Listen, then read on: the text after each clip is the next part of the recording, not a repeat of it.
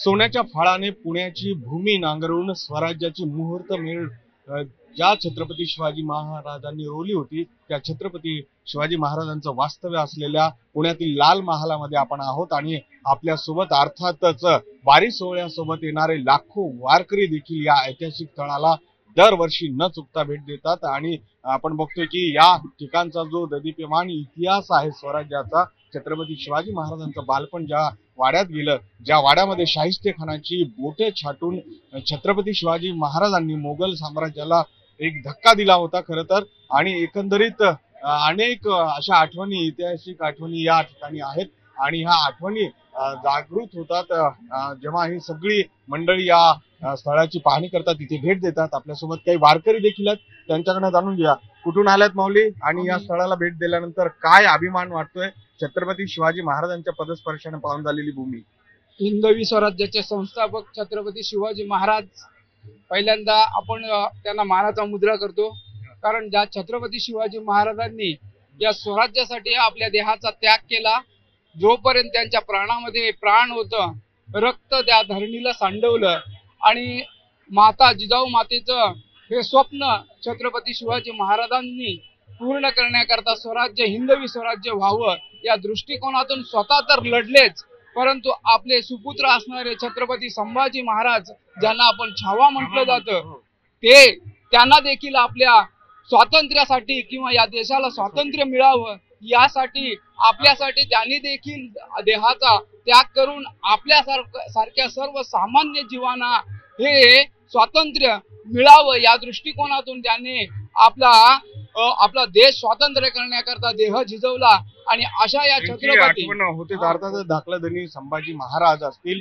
राजमाता जिजाऊ असतील, त्यांचं स्मरण नक्कीच या ठिकाणी आल्यावर होतं। या ठिकाणच्या ज्या ऐतिहासिक आठवणी त्या अत्यंत मोठ्या आहेत, खूप महत्वाच्या आहेत। जेव्हा ही सगळी मंडळी इथे भेट देता तुम्ही, तेव्हा या आठवणी सोबत काय काय घेऊन जा?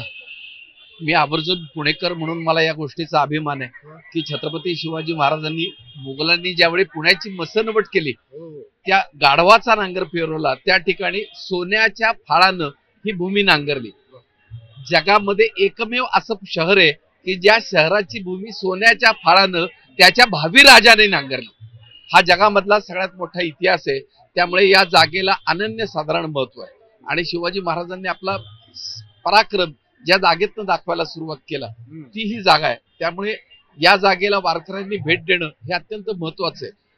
वारी म्हणजे शाहिस्तेखानाची बोटे छाटल्याची सुद्धा आख्यायिका अगदी इतिहास घडली। 1.25 लाखाची फौज घेऊन शाहिस्ता खान आला होता आणि त्याची इतकी फजिती केली की त्याला तोंड लपवायला हाताला बोट देखील नव्हती, इतकी बेअब्रू शाहिस्ते खानाची छत्रपती शिवाजी महाराजांनी केली।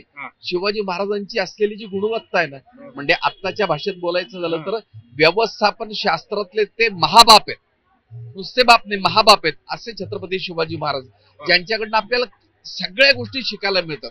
आणि वारी ही तर आमची धर्माची, संस्कृतीची परंपरा आहे आणि ती परंपरा टिकवायची असेल तर शिवाजी महाराजांनी स्वतः हिंदवी स्वराज्याची स्थापना करून घेतली आणि ती पुढे परंपरा चालू ठेवली। अर्थातच वारी सोहळ्याला राजाश्रय देण्याचं मोठं काम छत्रपती शिवाजी महाराजांच्या काळात झालं। या वारी सोहळ्याला छत्रपती शिवाजी महाराजांच्या मावळ्यांचं संरक्षण देखील होतं, इतिहासामध्ये याचे दाखले आहेत। अर्थात म्हणूनच ही सगळी जी मंडळी आपण बघतोय दरवर्षी इथे येतात आणि या शिव शक्तीचा आणि भक्तीचा संगम आपल्याला या पुण्यामध्ये बघायला मिळतो। या सगळ्यांच्या चेहऱ्यावरचे भाव आपल्याला लक्षात येतात की जो अभिमान आहे, जो छत्रपती शिवाजी राजांनी आपल्याला दिलेला आहे आणि जो संतांनी विचार दिलेला आहे, दोन्ही जपत ही मंडळी पुन्हा पंढरपूरकडे मार्गस्थ होतात आणि हा सोहळा आपल्याला न्यूज 18 लोकमतच्या माध्यमातून अनुभवायला मिळतो। हर्षद, गोविंद वाकडे, न्यूज 18 लोकमत, पुणे।